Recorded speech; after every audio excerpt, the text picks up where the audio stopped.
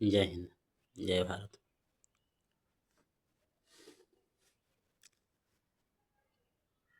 हम भारतीयों डुप्लीकेट सामान का आदी हो चुके हैं।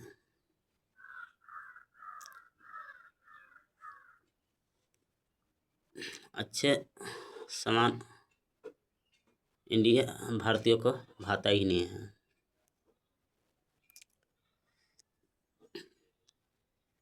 लोग जानते हैं चीनी जहर के समान है। चीनी में कोई गुण नहीं है।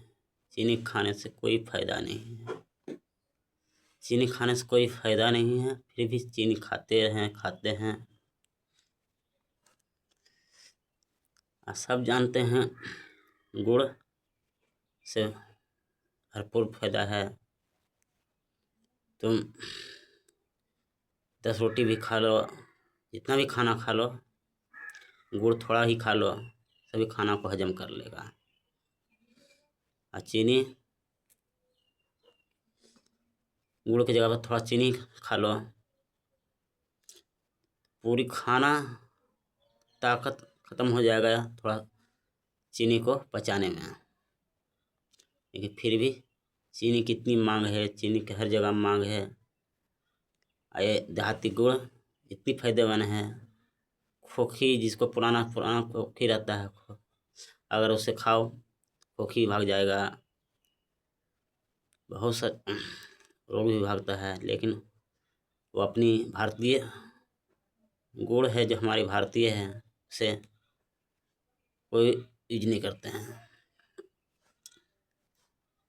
जैसे एक और है, घर बनाते हैं तो सीमेंट से ही हम लोग बनाते हैं, क्योंकि अंग्रेज हमें सीमेंट दे के गया है। हमारा पहले वाला कल था चूना सीमेंट। चूने सीमेंट से हमारा घर बनता था। 5000 बरस तक कुछ नहीं होता था। सीमेंट से घर बनाओ, 100 साल भी नहीं होगा, दरार पर दरार आ जाएगा हर जगह। तो इसकी आयु तो 100 साल है। चूने से जो घर बनता है उसका तो आयु 5000 वर्ष है। लेकिन हमारा सरकार को चाहिए था ये अंग्रेजों वाला जो है टेक्निकल, इसे उठा कर फेंक देना चाहिए। हमारी जो पुरानी टेक्निकल था चूना से घर बनाने, उससे लाना चाहिए सरकार को। पहले तो सीमेंट से घर बनाना मजबूरी था, क्योंकि चूना से जो घर बनाता था उसे जेल में डाल देता था अंग्रेज। मारता था, पीटता था, घर गिरा देता था। ऐसे इसलिए करता था कि उसका एक खराब सीमेंट बिके, अपने सीमेंट बेचने के लिए। जो जानता था टेक्निक चूना का, चूना सीमेंट बनाने के लिए उसे मारता पीटता था। इसलिए हमारी चूना से घर बनाना ऐसा लुप्त किया अंग्रेज, इतना ऐसा दफन किया कि आज तक कोई जानता भी नहीं है कि चूना से घर बनता था, चूना से घर बनाया जाता है। Cement is cement, cement is cement. अंग्रेज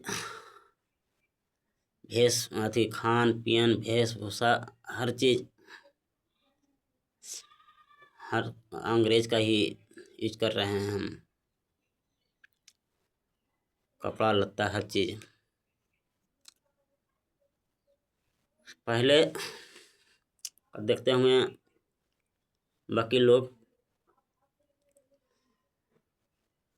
गुलामी में, जो भारतीय वकील रहता था केस लड़ता था, तो भारतीय वेशभूषा पहन के लड़ता था, बहस करता था, चाहे जज अंग्रेजी जज उसके सजा क्यों न सुना दे। लेकिन इतनी पावर था भारतीय वकील में गुलामी से पहले कि अपनी ही वेशभूषा में बहस करता था।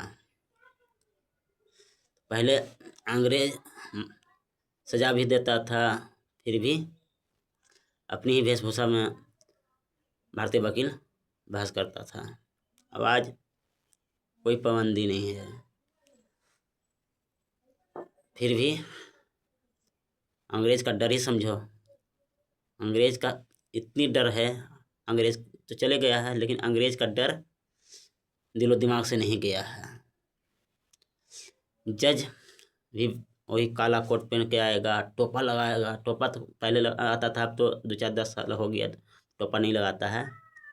पहले टोपा भी लगाता था 2000 साल तक, 90-91 साल के आसपास टोपा लगाता था। टोपा हट गया जज को माथे पर से, लेकिन आज वही काला कोट, वकील भी काला कोट अंग्रेज वाला। अरे वो सच्चाई का मंदिर है। तब भारत में सच्चाई का निशान क्या है? सफेद उजला, तो उजला है सच्चाइयों का प्रतीक। तो उजला सच्चाइयों का प्रतीक है तो उजला ही कपड़ा पहनना चाहिए। जिस तरह से गांधी जी धोती पहन के बहस करते थे, लोकमान्य तिलक जी एकदम मराठी पगड़ी बांधते थे, मराठी एकदम मराठी वेशभूषा में बहस करते थे। पहले का जो वकील था शेर था, और आज का वकील भारतीय नहीं है, सिर्फ शरीर से भारतीय है, दिलो दिमाग से वो अंग्रेज है। तो ये कह लीजिए कि अंग्रेजों का इतनी आज खौफ है, आज भी इतना खौफ है कि किसी को मजाल नहीं है कि काला कोट